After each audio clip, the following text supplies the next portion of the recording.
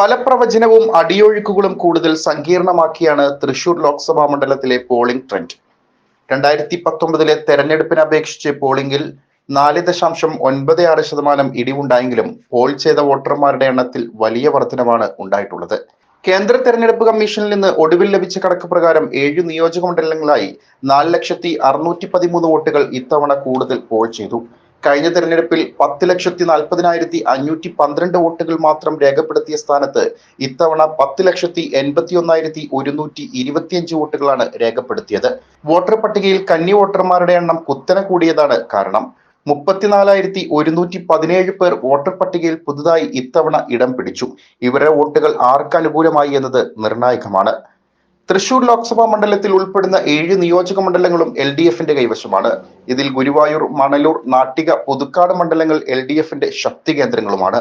ഗുരുവായൂരിൽ 9,068, മണലൂരിൽ 6,854, നാട്ടികയിൽ 6,827 എന്നിങ്ങനെ പോൾ ചെയ്ത വോട്ടുകളുടെ എണ്ണത്തിൽ ഉണ്ടായ വർധന പ്രഖ്യാപനത്തിൽ വലിയ സ്വാധീനമുണ്ടാക്കാൻ ഇടയുണ്ട്.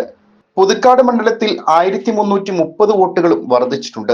വാശിയേറിയ ത്രികോണ പോരാട്ടമാണ് തൃശൂരിൽ നടന്നത് എന്നതിനാൽ LDF ശക്തി കേന്ദ്രങ്ങളിലെ വോട്ട് CPM-ഉം CPI-യും ഗൗരവത്തോടെയാണ് കൂട്ടിക്കീഴ്ക്കുന്നത്. തൃശൂർ നിയോജക മണ്ഡലത്തിൽ 5,901, ഒല്ലൂരിൽ 5,022, ഇരിങ്ങാലക്കുടയിൽ 5,071 എന്നിങ്ങനെയാണ് വോട്ടുണ്ടായത്. എന്നാൽ കഴിഞ്ഞ തെരഞ്ഞെടുപ്പിൽ രേഖപ്പെടുത്തിയതിനേക്കാൾ പോളിംഗ് ശതമാനം വലിയ തോതിൽ കുറഞ്ഞത് മുന്നണികളുടെ പ്രതീക്ഷയിൽ താളപ്പിഴവ് ഉണ്ടാക്കുകയും ചെയ്തു. 2019 77.86% പോളിംഗ്. എന്നാൽ ഇത്തവണ 72.90% പോളിംഗ് ഇടിയുകയും ചെയ്തു. തൃശൂർ ലോക്സഭാ മണ്ഡലത്തിലാകെ 34,177 കന്നി വോട്ടർമാർ പട്ടികയിൽ ഇടം പിടിച്ചു. ജില്ലയിലാകെ 58,141 പേർ പുതുതായി വോട്ടർ പട്ടികയിലുമെത്തി. ഇത് തന്നെ ട്രെൻഡിംഗ് ആയി കണക്കാക്കണമെന്നാണ് പല നിരീക്ഷകരുടെയും അഭിപ്രായം. അന്വേഷണം ന്യൂസ്, തൃശൂർ.